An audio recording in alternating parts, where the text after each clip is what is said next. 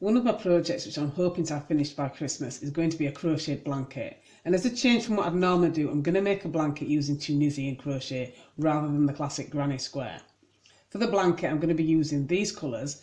These are cotton blend and soft enough not to make a scratchy blanket, while at the same time hopefully being pill resistant. So as I'm going to be making this using Tunisian crochet, I'm going to start with a quick demonstration on how to do Tunisian crochet. I think this video is best suited for people who are already familiar with the basics of crochet.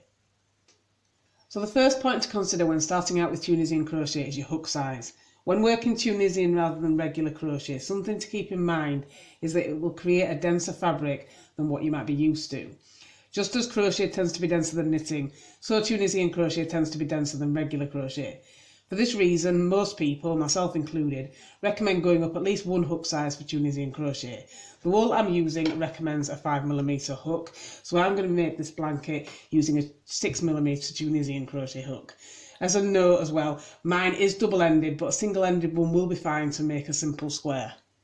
To begin, you will be working in exactly the same way that you would to crochet a regular square. So you want to make a slip knot, and then you want to chain the same way you would do to make a regular square.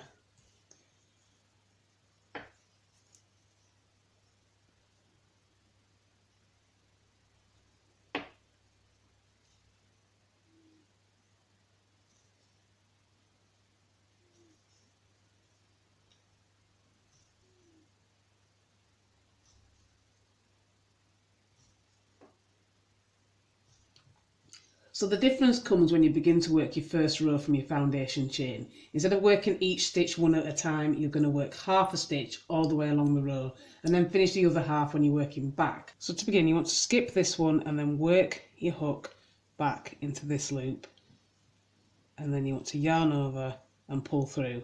But instead of working in regular crochet, you're going to go to your next chain and pull through again, and then your next chain and pull through again, and each time you're keeping your loops on the hook as you work, and you just want to keep pulling a loop through until you've worked all the chains.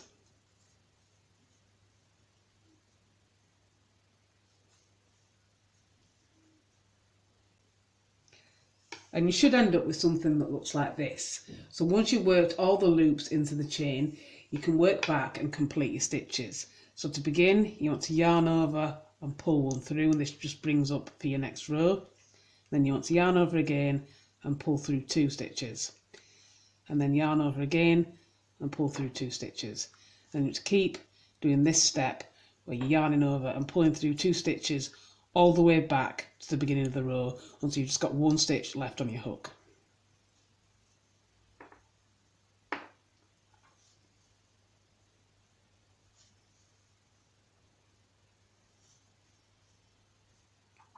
So once you've done that, you should end up again with just 1 loop on the hook like you would in regular crochet. So for your next and for all subsequent rows, you're going to be working in between the stitches that you've created here. So you should have 2 posts. If you can see there, you've got 2 bits of yarn. So you're ignoring the first one because that's a stitch you've already done, and then you want to work in between these 2 and pull your hook through the front of the stitch essentially, and then pull your yarn through, and then you want to do the same thing with your next stitch. So you're kind of working through the posts instead of the top of the stitch like you would in regular crochet, and you're just working the front and then yarn and pull through, and you can keep doing this all the way across the row, keeping the stitches on your hook like you did last time.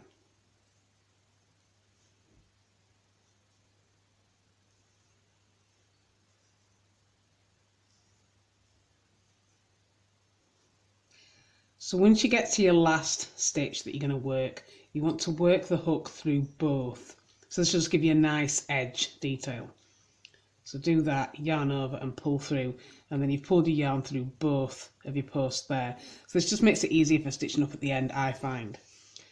And then once you've done that, you want to complete your row the same way you did before. So yarn over, pull through 1, then yarn over and pull through 2, and then yarn over and pull through 2 all the way to the beginning of the row until you've got 1 loop left on your hook again.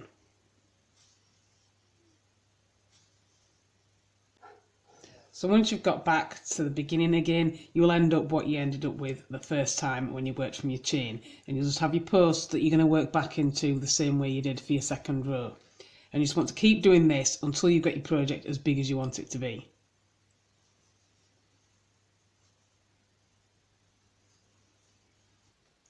So once you've got your work as long as you want it, you want to cast off your last edge. So unlike normal crochet where you could just fasten off now, you would end up with gaps at the top if you did cast off without finishing this bit off properly. So the way that you can do this, well, there's several methods you can do it, but one method of doing this is to just go back to doing normal crochet. So I want to go into this loop as I've been doing for the rest of the row, and then pull through, but then just fasten off like normal crochet, and then just keep doing this once I've got to the other side of the row. Just go through the loop as you have been doing, but then just fasten off, and just keep doing this all the way along.